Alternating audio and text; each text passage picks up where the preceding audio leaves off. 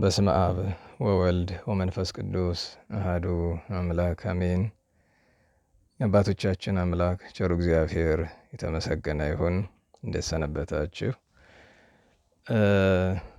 ያው ዝም ለማለት እንሞክራለን በብዙ ነገር ላይ፣ አንዳንዱ ግን በጣም ያስገርመኛል፣ እኔ ግራ ያገባኛል። እና ሰሞኑን አንድ ዘፋኝ ዘፈን አወጥቷል።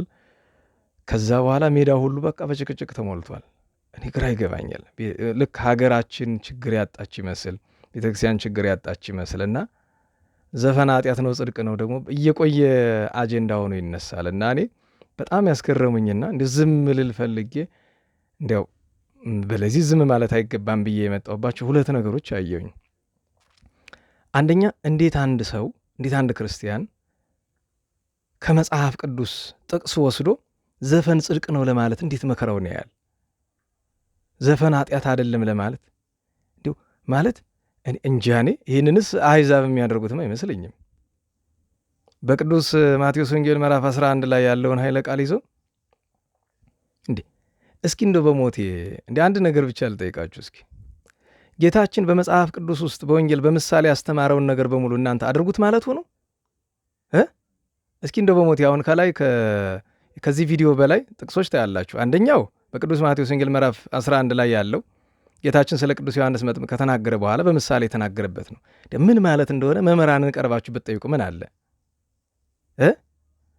አቀነቀንላችሁ አልዘፈናችሁም ብሎ ስላለ ጌታችን ዝፈኑ ያላስመስላችሁ በክርስቶስን ማበል ይባላል እኮ። ይሄ ነውር እኮ ነው፣ ሐሳዊነት ነው እኮ። ይሄ እንዲህ ያላለውን ዝፈኑ አለ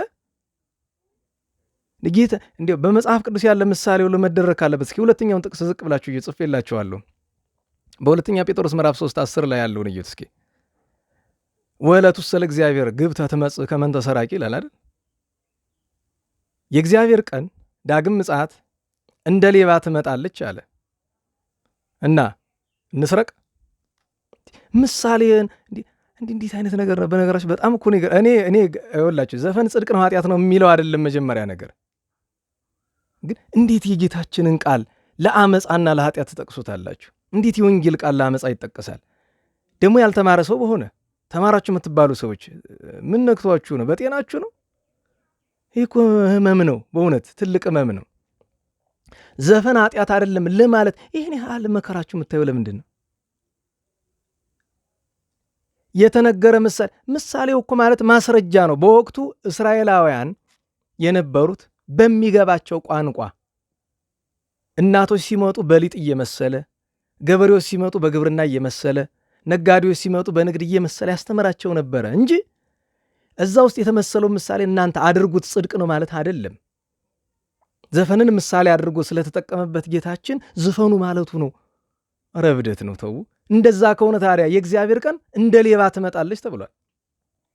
እሺ ሌባ ጽድቅ ነው? ሌብነት ጽድቅ ነው? እና ይሄ የጤና አይመስለኝም በመጀመሪያ ደረጃ። እና ባካችሁ አንድ ሁለተኛ ነገር ስለ ቤተ ክርስቲያን ወይም ማለት ስለ ሀገር ወይም እየተፈጠሩ ስላሉ ችግሮች ከማይናገር ሰባኪ ዘፋኝ ይሻላል። ምን ለማለት ነው? ይኸውላችሁ ሁለቱም ስተት ናቸው። ያያችሁ እውነትን የማይናገር ሀገር እየተበደለ ወገን እየተበደለ ሃይማኖት እየተበደለ የማይናገር ሰባኪ ስተት ነው።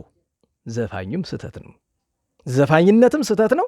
ሰባኪውም ያንን ባለማድረጉ ስተት ነው። ከንጽጽር ምን አስገባችሁ? ከትልቁ ሰይጣን ትንሹ ሰይጣን ይሻላል እኮ ማለት አስፈላጊ አይደለም። ሰይጣን ሰይጣን ነው። ስተት ነው። ከትልቁ ሰይጣን ትንሹ ሰይጣን ይሻላል የሚባል ነገር የለም። ሰይጣን ሰይጣን ነው። የጉዳቱ መጠን ሊለያይ ይችላል እንጂ ሰይጣን ሰይጣን ነው። አንድ ሰባኪ እውነት ካልተናገረ፣ ወገን ሲገፋ፣ ሀገር ሲገፋ፣ ሃይማኖት ሲገፋ ካልተናገረ ስተት ነው። በዛው ልክ ዘፋኝነትም ስተት ነው። እንዲህ በሞቴ እስኪ እንዲህ መጽሐፍ ውስጥ ስለ ዘፈን ኃጢአትነት በስንት ቦታ ነው የተጠቀሰ? እናንተ በተለይ ቤተክርስቲያን መጻሕፍትን የተማራችሁ ወገኖቻችን፣ በቀለምም ቢሆን የተማራችሁ ወገኖቻችን እስኪ ሐዋርያትን ሲኖዶስ ተመልከቱ። እስኪ ዲድስቅልያን ተመልከቱ። እስኪ ፍትሐ ነገሥት ተመልከቱ። እስኪ ተግሣጽ ዮሐንስ አፈወርቅን ተመልከቱ። እንዲህ በመጀመሪያ ደረጃ ክርስቲያን እኮ ስለ አንድ ነገር መከራከር ያለበት ጌታችን አድርግ ብሎ ያዘዘው ወይ ቅዱሳን እስኪ ዝፈኑ የተባለ የት ቦታ ነው? እስኪ ይህን ያህል ለዘፈን ጥብቅና ያስቆማችሁ ነገር ምንድን ነው? እኔ ሰውየውን ዘፈን ያወጣውን ሰውዬ ስለመንቀፍ ስላለመንቀፍ አይደለም፣ እሱን የምነቅፍበት ምክንያት የለኝም። እኔ ማለት ዘፈን ኃጢአት መሆኑን ግን ከመናገር አልቆጠብም። ዝም ብዬ ነበረ፣ ግን በዛ። በነገራችሁ ላይ ያቅለሸልሻል እኮ ሲበዛ። በተለይ እንዲያው ያልተማረው ሰው ችግር የለውም። ፊደል የቆጠራችሁ መጽሐፍ የተመለከታችሁ እንዲሁ በትምህርት ያለፋችሁ ሰዎች ምን ነክቷችሁ ነው? ዝም እኮ ጌጽ ነው። ወይ ደግሞ እግዚአብሔርን መጠየቅ፣ ሊቃውንትን እኮ መጠየቅ ጥሩ ነው። ጉባኤ ቤት እኮ አሉ፣ ጠይቋቸው እስኪ እውነተኛ መምህራንን። እንዲህ ዘፈንን ለማጽደቅ ይህን አለመከራችሁ የምታዩ አንዳንዱ ወፈፌ ነው፣ ጤና የሌለው። እነሱ አላልፈርድም አላለ። ቤተክርስቲያን በመምህርነት ያላስቀመጠቻቸው ግን ትንሽ አይምሯቸው ንክ የሆኑ ሰዎች አሉ። ይቅርታ አድርጉልኝ፣ እገሌ ወገሌ አልልም። እነሱ ችግር የሉም፣ ያፈቀዳቸውን ይበሉ። ሰው አይምሮ ጤና ከሌለው ችግር ነው። ግን ይብላችሁ ጌታችን የተናገረውን ምሳሌ በምሳሌነት ያስረዳውን ነገር አድርጉ ብሎ እንዳዘ ለመቁጠር መሞከር አንድ መጻሕፍትን አለመረዳት ነው። ጌታችንም ተናግሯል። መጻሕፍትን ባለማስተዋል የእግዚአብሔርን ኃይል ባለማወቅ አይሁዳውያን ተጎድተዋል። ለምን? መጻሕፍትን ለራሳቸው ፍላጎት ነው የሚጠቅሷቸው። ለራስ ፍላጎት፣ መንፈስ ቅዱስ ስለተናገረለት ዓላማ ሳይሆን ለራስ ፍላጎት። እና በእውነቱ ሁለቱ ነገሮች፣ አንደኛ ልክ ጌታችን ያላለውን ዘፈን ጽድቅ ነው ያላስመስላችሁ የወንጌል ቃል የምትጠቅሱ እባካችሁ ነውር ነው።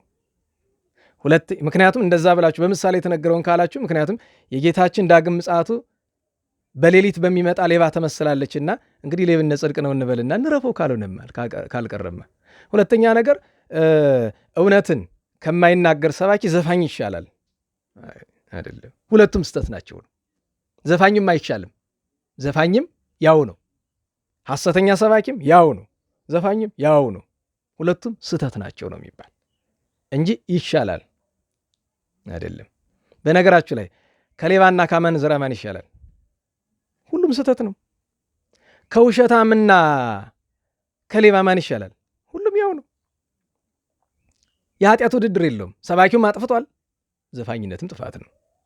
ግን እዚህ አሁን ዘፈን ኃጢአት ነው ጽድቅ ነው እናንተ ጋር ጭቅጭቅ ለመግባት አይደለም። ከፈለክ ዘፈን፣ ማን ከለከለ? በቃ ዘፈን በቃ ዘፈን ስተት ነው ኃጢአት ነው እያልነኛ እየጮኸነ ችግር የለውም። ጆሮህን ወትፍና ዝፈን ዝለል። ዘፈን ከሆነ የፈለግከው እንጂ በቤተ ክርስቲያናችን በመጻሕፍት ዘፈንን የሚከለክል እንጂ የሚፈቅድ አንድም ሕግ የለም። እንድታውቀው ደቂቀ ሴት በንፍር ውሃ ያጠፉት በዘፈን ምክንያት ነበረ። ብታውቀው ሰባ ሰዶም ግብረ ሰዶሙ ብቻ አይደለም፣ ግብረ ሰዶም ያስደረሳቸውን ዘፈን ብታውቀው ጥሩ ነበር። ዓለምን በየዘመኑ ሲያጠፋት የኖረው እሱ ነው። አሁንም ቢሆን ጌታችን ዳግመኛ መምጣቱ ሲቀርብ ትውልዱን ዘፋኝነት ማበረታታት የጤና አይደለም። እና በእውነቱ እኔ ከሁሉ ያዘንኩት ይሄ ለምደነዋል። ዘፈን ጽድቅ ነው ኃጢአት ነው ክርክር ለምደነዋል። ግን እንዲያው ከወንጌል አትጥቀሱ እንዲሁ በሞት ይባካችሁ። እንዲሁ ጌታ ሎቱ ስብሐት እሱን ከሰደባችሁትን የተሰማኝ መድኃኒታችን አምላካችንን ከመስደብ ነው የሚቆጠር። ለገዛ ፈቃድ ለገዛ ፍላጎት ያላለውን ነገር ዝፈኑ ሳይል ምሳሌ አድርጎ የጠቀሰውን ነገር አድርጉ አይልም።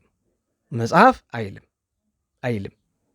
ምሳሌ ነው፣ ለሰው በጊዜው ለማስረዳት ነው እንጂ ምሳሌው ዘይሐጽጽ እንደሚባል አታውቀው።